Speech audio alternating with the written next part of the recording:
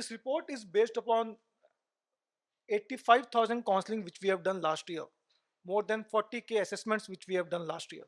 Right, so it's the largest database on which this report has been made, and hence we can trust the authenticity of it, which will give us the insight how the Indian workforce is doing. Now, we all say that India is set to become the third largest economy by 2030, 2028, 35, right? But what could be the biggest hindrance in that happening? And this is also the data which says that Indian respondents, whenever the survey happens, is saying that burnouts are there, 59%. 80% Indian workforce has reported mental health issues, which is quite alarming. 48% of Indian corporate employees are at high risk for poor mental health. Now, these are some of the stats covered by different media houses, but the actual reality is even worse. And this is what I just said. The report is based upon all these things. Now, starting with the report. So, if you see that green line, 3.7%, this is the overall utilization of the counseling services in India. Though it's still in single digit, it looks very less. But the good thing is that it has improved by over 22% compared to last year. Last year it was around 2.8%. Compared to that, it has increased to 3.7. Uh, and I would say that it's increasing every year after COVID. COVID, though, has done a lot of damage to the economy and everyone in our lives. But one thing which it has done good is that it has made mental health topic which we are fine to talk about, which now many corporates have started giving the right priority, which was not the case before COVID. But I think we should not be dependent upon another COVID to take it on priority once again. In the morning, I'm not sure, I think one of the panelists said that we had a 24/7 helpline during COVID. Post that, we are not having it. But what my only request is that let's not wait for another COVID. Mental health is something uh, which should be on top of your priority list. And WHO also says that if your mental health is good, 75% of the physical health issues can be avoided, whether it's BP, sugar, hypertension, heart issues, and all these things. So it's very important and critical to prioritize your mental health. This is across various sectors. Few interesting findings are, we generally think that manufacturing setup where most blue collar employees are there the utilization would be in less than 1%. But there also we have 3.1%. Now, what are the areas which Indian corporate workers are more worried about? What has come out to be that self development has come out to be the biggest area of concern. Though we think that work related issue would be the biggest, but it's not the case. Mental health or stress, anxiety, depression, it's not necessary. It's caused only because of work issues. Like, work issues could be one of the factors, but there are a lot of other factors which can cause these issues. So if you see, when I talk about self development, emotional regulation, if I want to control my anger, if I want to control, if I am feeling that I am not very confident, right, all these issues also affects your mental health, and for which you can seek counseling. You can at the end of this presentation, I will also tell you one or two stories through which you can relate that even for smaller concerns, there could be some coping ways. There could be something which your counselors can suggest to you. It's not like only when in India there is a big stigma that if you're going to a counselor, you are not mentally fit, or you are a mad person, right? That stigma is there, and that's why people nowadays also, I am happy that at least the Gen Zs are very open about it. But with all of us from the generation which we all belong, it's still a big stigma. We don't want to tell our friends and family members that we have taken the help of a psychologist or a counselor. So that stigma has to break, and that's why I'm saying this, that most of the counseling cases which have come to us are on self development. Then comes the mental health, which are clinical mental health issues. It could be depression, anxiety, and all. For that, also 15% people comes. Then relationship and marriage are closely related. And if we see, the conflict is the biggest reason for which they come to us, right? And we are not, saying that we can resolve all the conflicts. But what we are saying that If you talk to counselor, you will also understand the perspective of how can you resolve it. In a sense, what could be the ways, what could be the things you could have done better, or uh, how should you communicate. All these things you can understand as part of the counseling. Coming to the workplace stresses, work is something which we all would really like to know what's affecting them. So when it's come to work related issues, work life balance has come out to be the biggest challenge. Then workplace relationship, whether it's with your managers or with your peers and others. And then the career concerns, right? What about my promotion, my hike, the corporate politics and all these things, right? So the, and the last point, if you read, so whenever anybody comes to for counseling for us, we do assessments on their current stress level. And with, compared to the other cases like self development and all, relationship, marriage, work related people, when they have come for counseling to us, their stress level were the highest among all. Okay, this is very interesting. Though the insights, you may feel that women is just 5% higher on the percentage of people taking the counseling services from Indian corporate workforce. But Indian corporate workforce, the representation of women is just 30 to 35%, right? Despite the representation being 30 to 35%, still the contribution in terms of taking the counseling by women is 52%, right? Which shows that women are more open to seek help when they need, and we men have to still do a lot of self motivation to take that help. And I think the one reason for that is the society also, right? In society it is taught to us that मर्द को दर्द नहीं होता, you are a man, you have to be emotionally strong and things like that. But it's not the case, right? And I'm happy to say that it's increasing every year. Men seeking counseling, if you compare to last year, it was 44% contribution.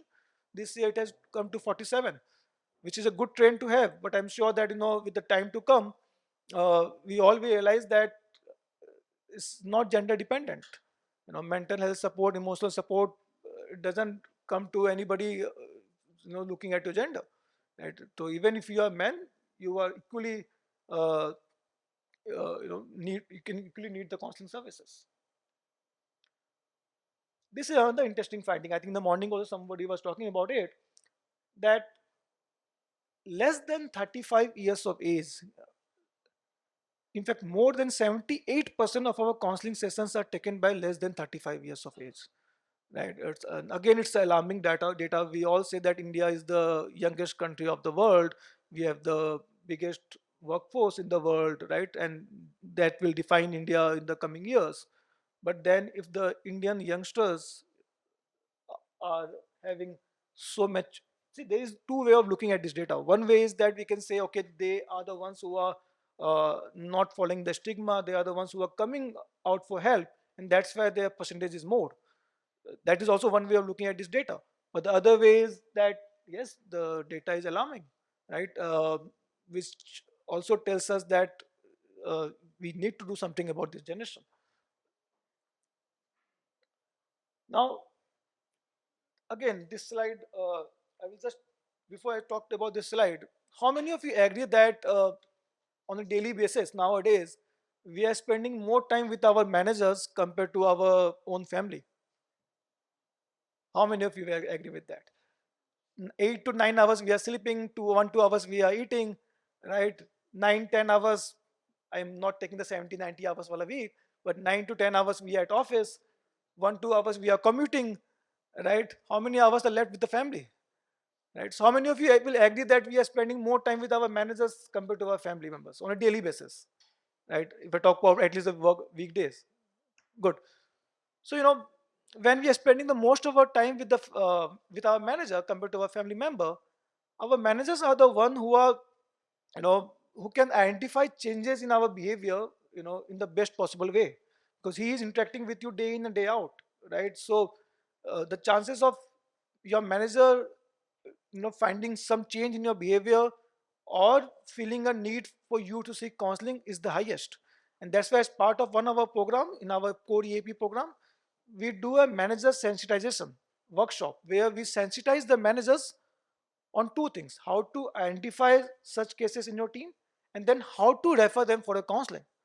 If I say, like Melissa is in my team, if I say, Melissa, hey Melissa, you should go for counseling, she may feel bad about it. She may feel that, why I am getting pinpointed.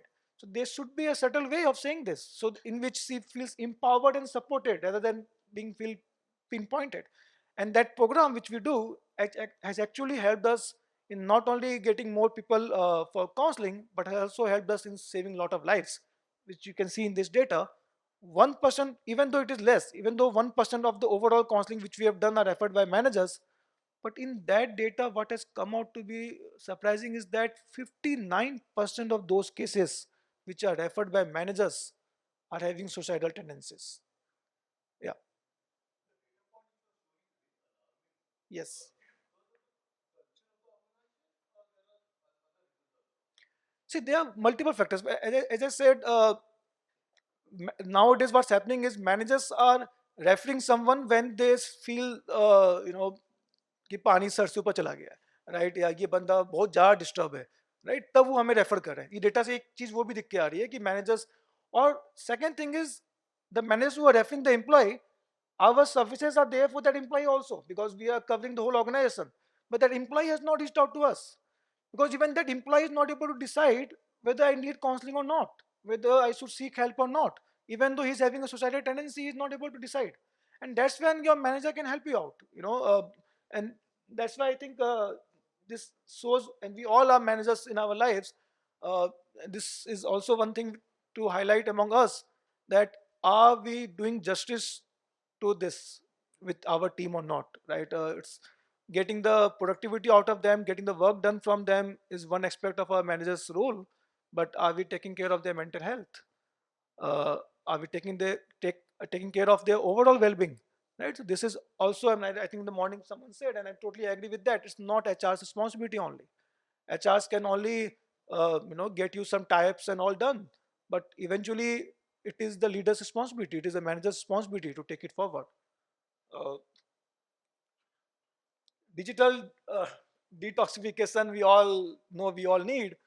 It's hard to do in nowadays when you have Geo, Airtel providing such high speed internet at such a cheap price.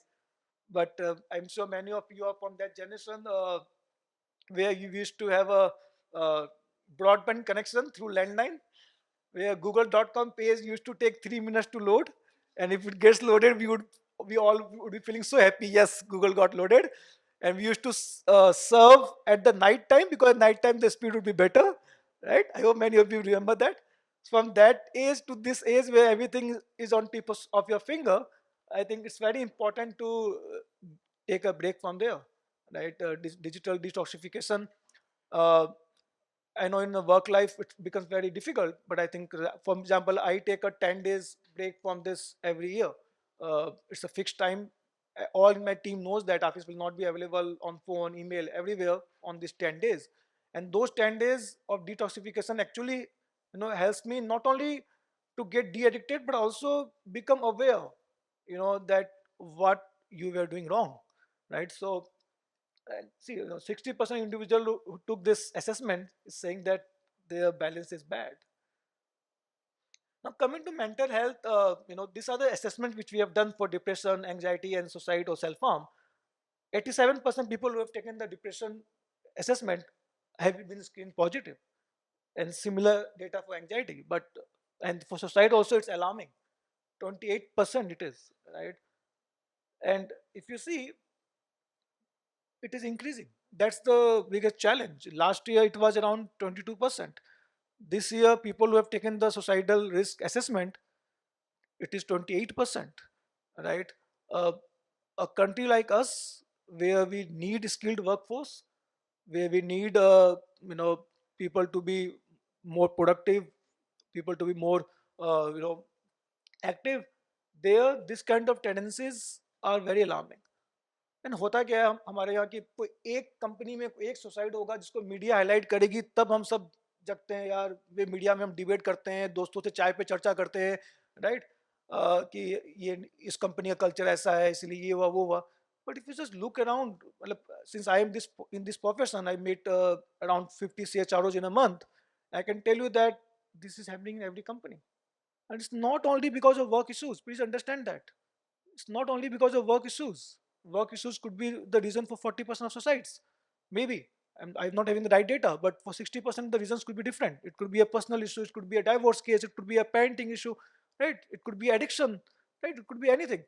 But are we sensitive enough to handle this kind of scenario? This is something which we all have to ask.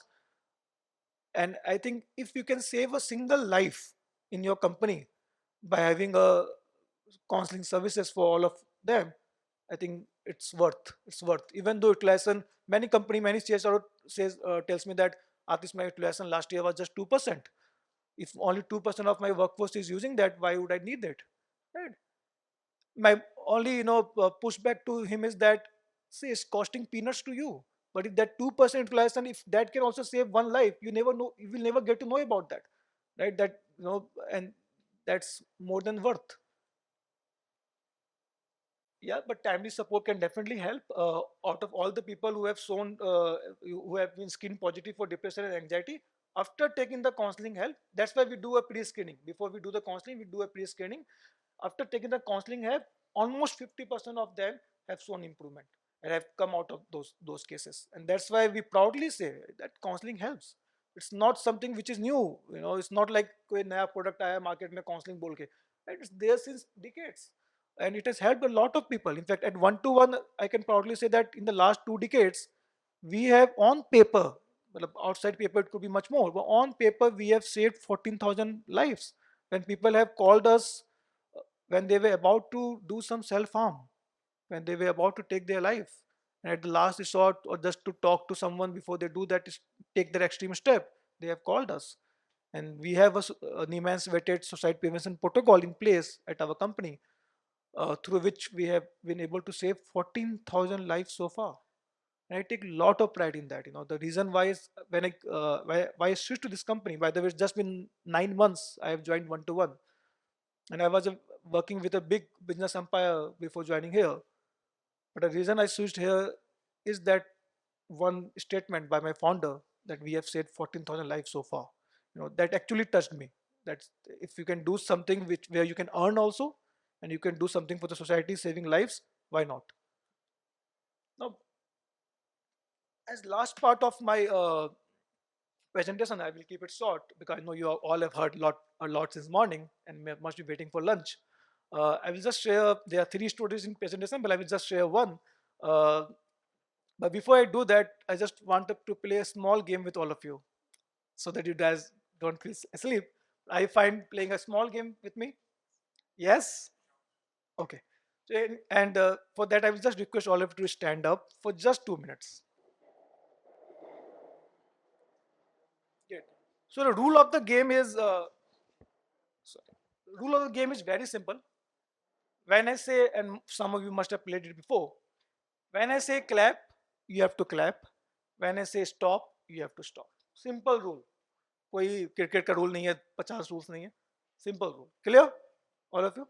Okay? Let's clap.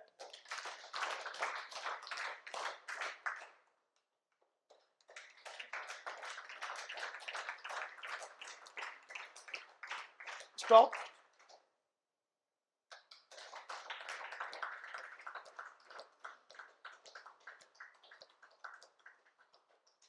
Okay. Have a seat.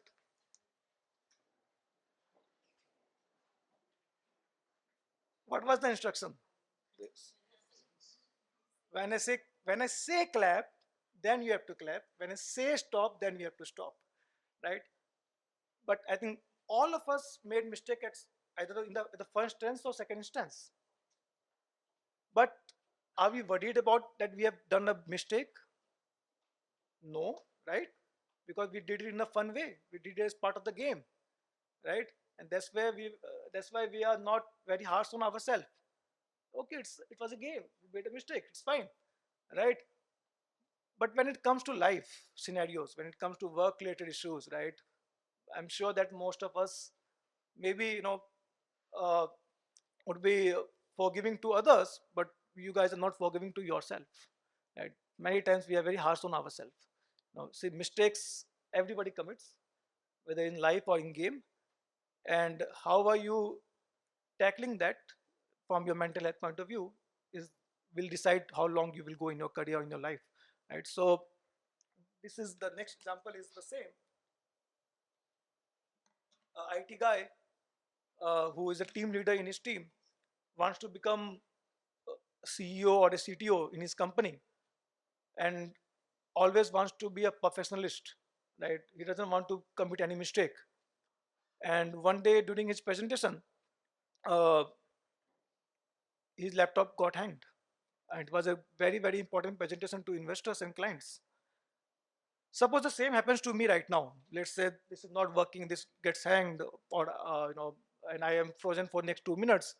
What will you? What will be your reaction to this? I'm sure all of you are mature enough to forgive me, right? You guys will have empathy with me that okay, it happens. It can happen to anyone. Just wait for 2 3 minutes. He will be fine. But when it happens to you, are you feeling the same? Do do you forgive yourself also with the same speed, right?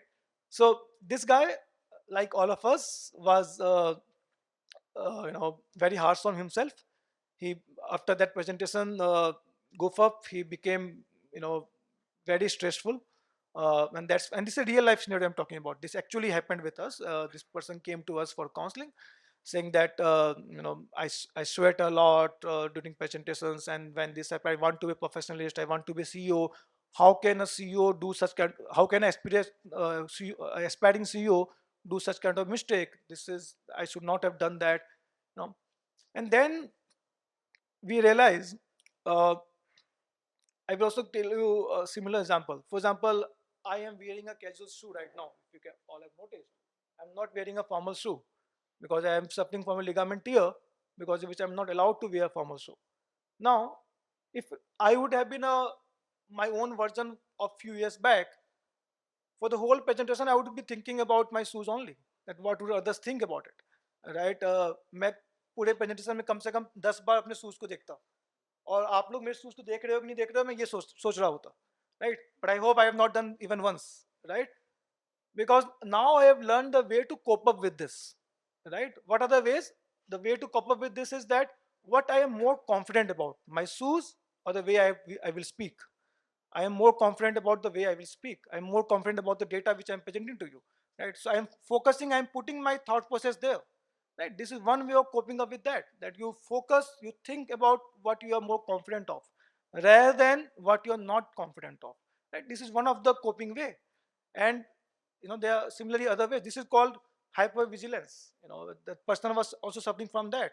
He was hyper vigilant with himself. He was focusing on he is sweating or he is doing that and all, rather than he was not focusing on the actual presentation in which he is very good at, in which he is very confident at, right? So and when he seek counseling from us, our counselors made him realize that that is the issue. And we also gave him few coping methodologies which he applied. And this case has been around 4 to 5 years back.